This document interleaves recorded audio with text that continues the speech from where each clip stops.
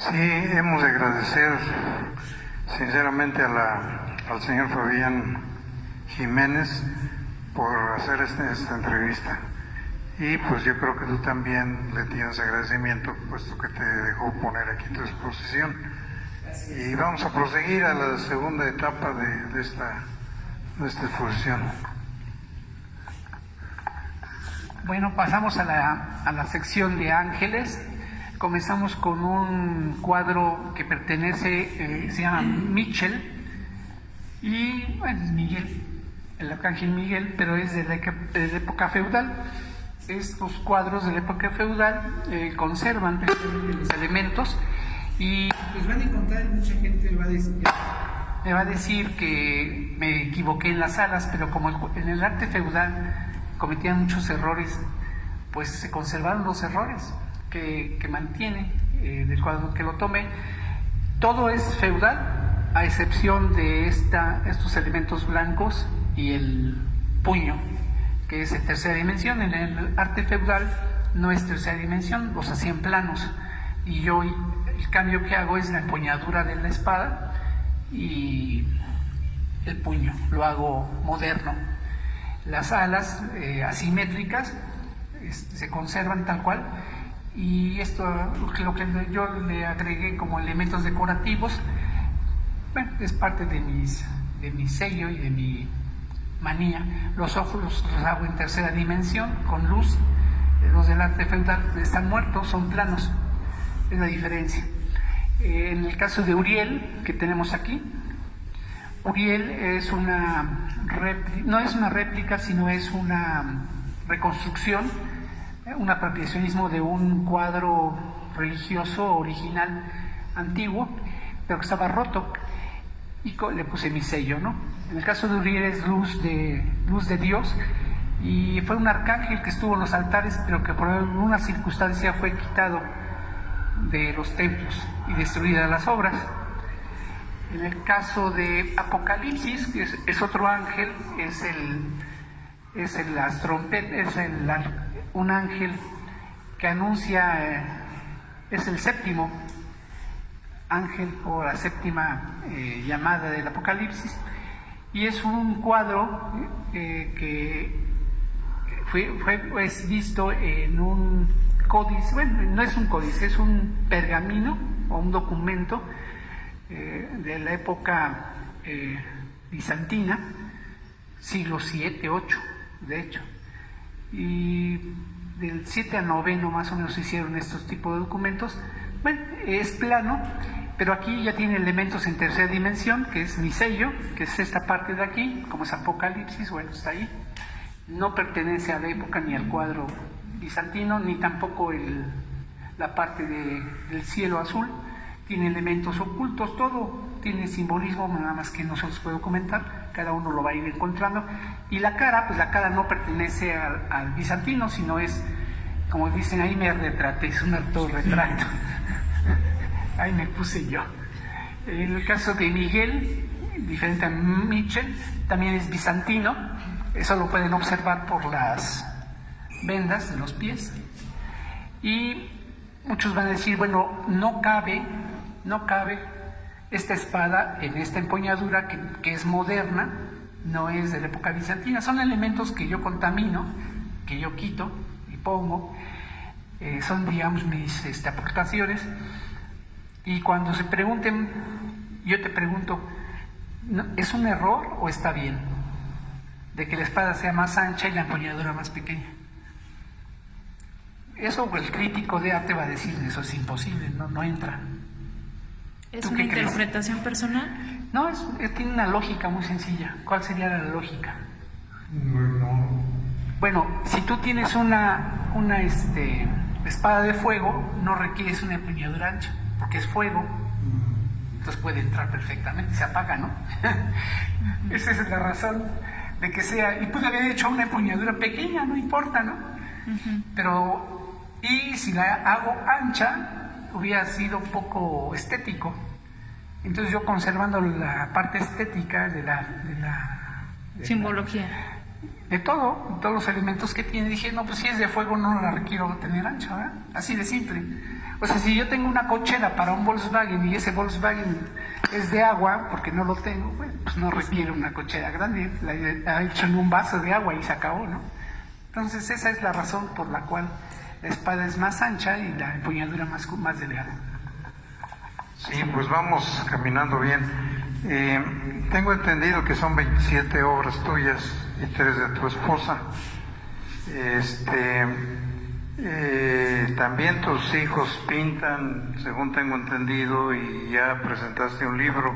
Bueno, uno de tus hijos presentó un libro, Facu. Pues es una familia muy productiva, te felicito. Y vamos a seguir.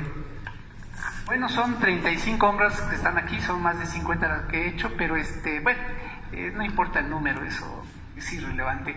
Y después vamos a platicar de la familia felizmente formada. Aquí tenemos 3 cuadros que no son en canvas, es en Fidacel, de esas tablitas que venden muy baratas. O sea, el arte no necesariamente es en tela, o sea, se puede expresar hasta en piedras, ¿no? En un pedazo de papel o lo que sea. O sea, no requerimos... ¿Qué diferencia hay entre arte y artesanía? Algunos dicen es que es una artesanía o un arte o es una copia. No, el apropiacionismo retoma las obras del pasado y las incorpora en la modernidad de acuerdo a la percepción del artista que lo hace. No necesariamente es una copia fiel del original, sino simple y sencillamente toma la idea central y hace un nuevo discurso en torno a su propia obra. En mi caso me gusta mucho el cubismo, pero no me gusta como tal simplemente, sino me gusta incorporar elementos distintos al cubismo plano. Sino el cubismo tiene una repercusión en nuestra vida cotidiana y en nuestra forma de percibir el arte y sobre todo el mundo. Bueno, pues tomo esos elementos y incorporo otros. En este caso es muy conocida la obra de Madre, ahí se llama Madre, en la obra del cubismo. Aquí Alarido es lago cubista, pero pertenece al arte pop. Entonces conservo los elementos del arte pop y lo combino con el cubismo. Haz de cuenta que hago un cóctel entre los dos tipos de arte. La tercera igual pertenece al arte pop, pero incorporo también el cubismo. Entonces son 3 cuadros de 3 mujeres que son para una colección que se está haciendo, que es para un librito, por eso son muy similares. Y los hago en tablitas porque parece aquí.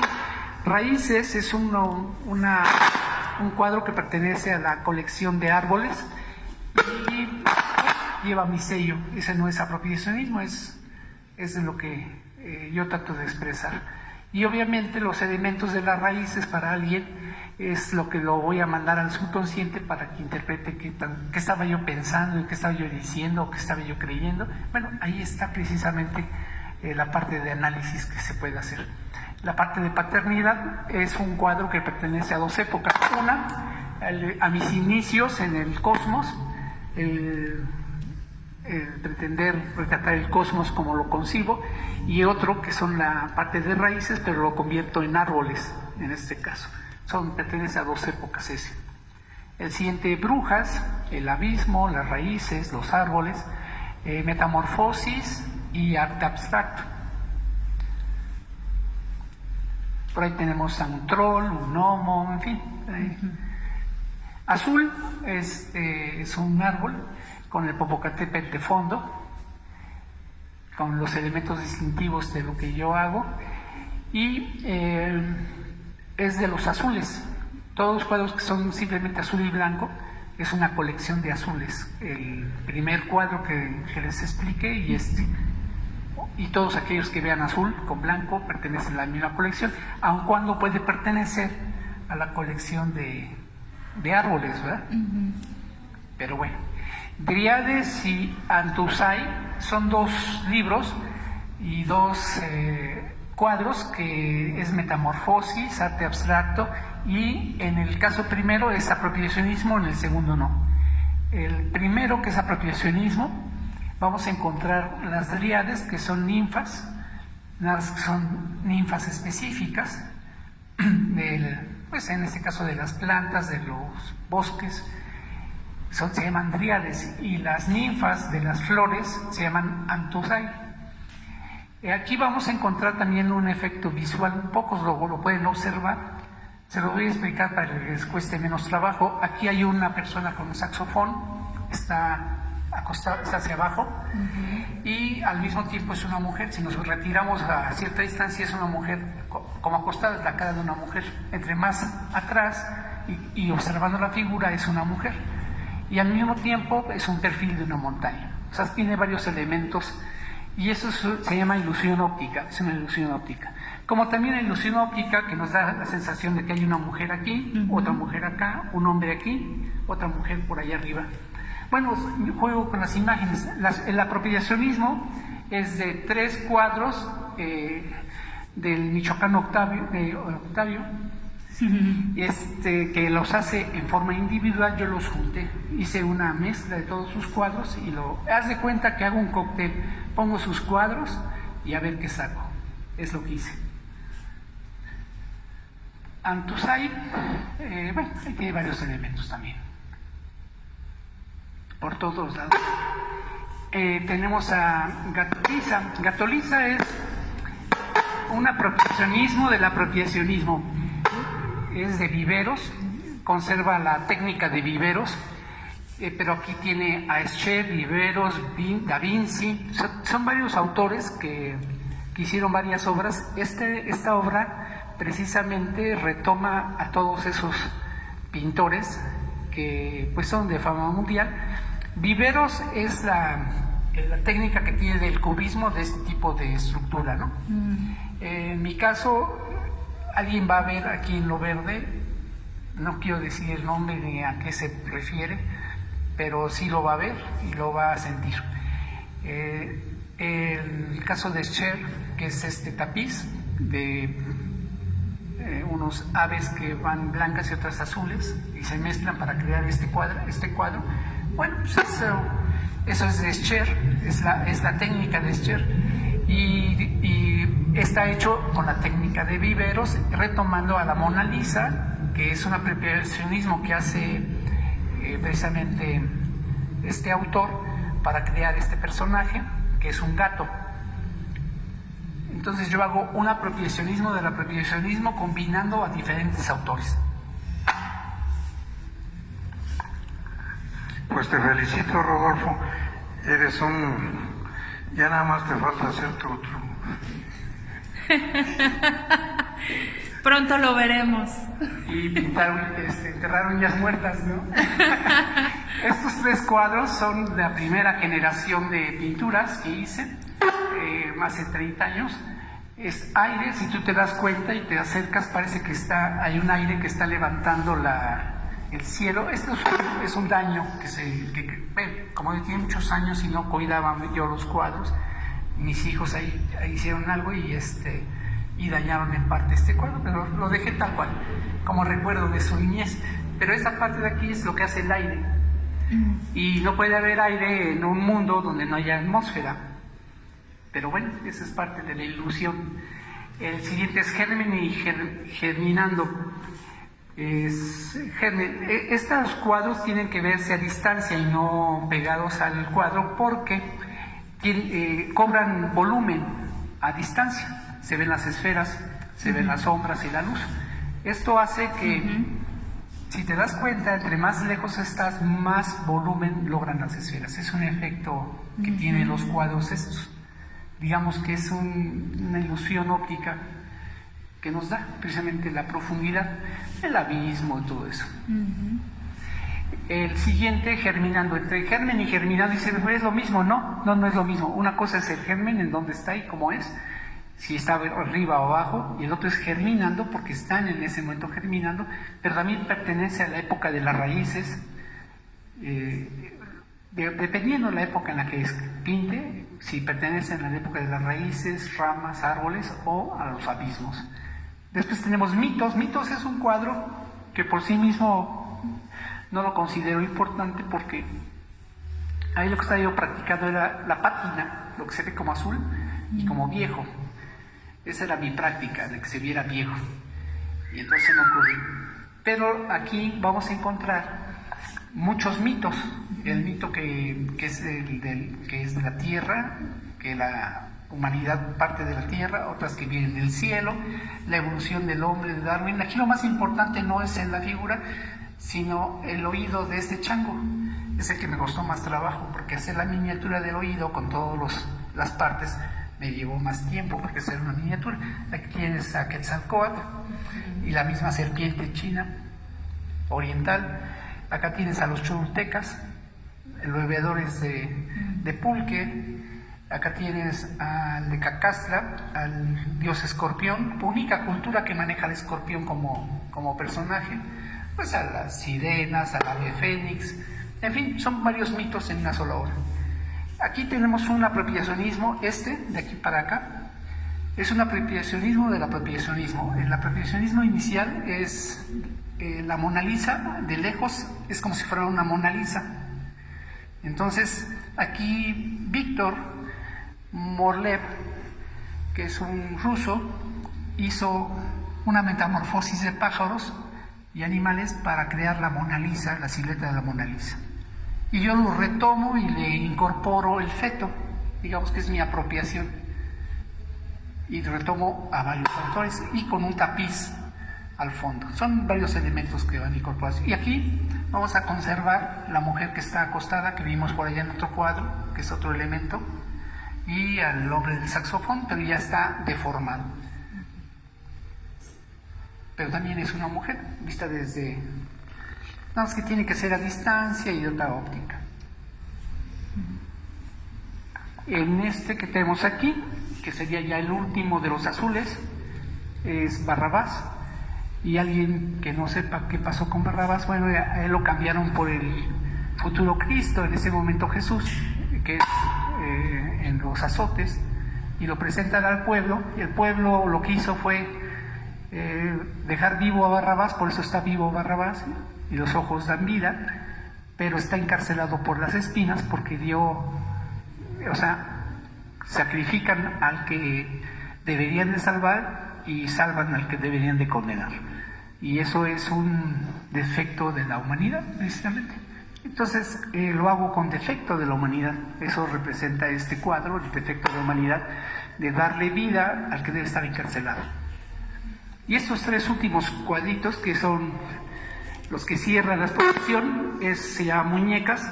No son obras mías, son de mi esposa, que ella es sexóloga, y que comenzó a pintar. Son sus primeros 3 cuadros que acaba de hacer. Y dije, bueno, pues los vamos a poner como parte de lo que ella hace y le gusta hacer. Y a propósito de lo que comentabas, Octavio, estos cuadros son caricaturas, y ella tiene una habilidad muy natural en el manejo de los rasgos delgados, el ojo, las pestañas, que es muy detallada. Bueno, ella tiene esa habilidad y me gustó complementar esta exposición con algo de ella, con 3 muñecas. Bueno, esta es la exposición en sí de 35 cuadros que llevamos. En este momento quiero hacer un comercial. El próximo sábado, hace 8 días fue la presentación de la conferencia de mi esposa en este lugar sobre sexología, en este caso el 13 de febrero, un día antes del Día del Amor. El día 22, en la Casa de la Cultura, expone mi hija una colección de fotografía. Y dentro de muy poco, en la Casa del Caballero Águila, mi hijo, que está estudiando el doctorado en literatura, va a presentar su libro que ya acaba de publicar en Editorial Bonobos, que acaba de escribir su primer libro, su primer niñito. Y ya los otros chiquitos, pues ya después haremos la exposición, porque ellos ya comienzan a pintar desde los 3 años. Les comienzo a inculcar que les guste algo, ¿no? Sí, les da por pintar, otro por escribir. El más chiquito, hacer programas de televisión, según él. En fin, yo creo que el arte no es necesariamente pintar bien. Eso tenemos un error, porque entonces no habría artistas, sino habría simplemente personas que hacen las cosas o no las hacen. No, el arte tiene que ver con los sentimientos y con lo que tú puedes expresar a través de un medio que tengas, y en este caso es la pintura en esta etapa, y se llama Revelaciones porque no conocían esta parte, y sobre todo el culpable está aquí, que se llama Octavio. Octavio fue el que me dijo, ¿y por qué no expones? Y dije, pues porque me da flojera, porque son poquitas, porque no sé qué. Y Fabián Jiménez Concha, quien conozco desde que era un niño más pequeño, y fuimos amigos de mucho tiempo y hemos ido, me invitó precisamente a exponer lo que he hecho y que conoció a través de varios medios, y sobre todo motivado por ti, Octavio, de decir, bueno, ¿por qué no los presento? Sea bueno o malo, no importa, lo importante es hacer las cosas, y precisamente por eso quiero explicar el por qué son cada cosa, ¿no? Porque, bueno, el hecho de ver autores, artistas, conocer el arte, saber cuáles son los elementos básicos de los autores que hicieron las obras, hacen que el conocimiento sobre el arte sea más amplio y tengamos un conocimiento más profundo de lo que estamos expresando, y no nada más decir, a mí se me ocurrió por una manchita, ¿no? O alguien que hace manchas y dice, esto es arte. No, está bien, es arte porque le puso algún elemento. Pero cuando tomas el conocimiento de alguien o lo que trató de expresar, después tomas el conocimiento de otro y lo mezclas, tienes que tener tu propia inspiración para poderlo hacer. Entonces no es nada más combinar un arte con otro, ¿no? Simplemente lo que tú estás sintiendo. Claro. Pues échame a mí la culpa. Rodolfo, hablando de libros, tiene cerca de un año que me estás prometiendo tu libro. Quisiéramos que nos explicaras cómo va tu libro, cuándo sale, pero ahora sí que sea en serio.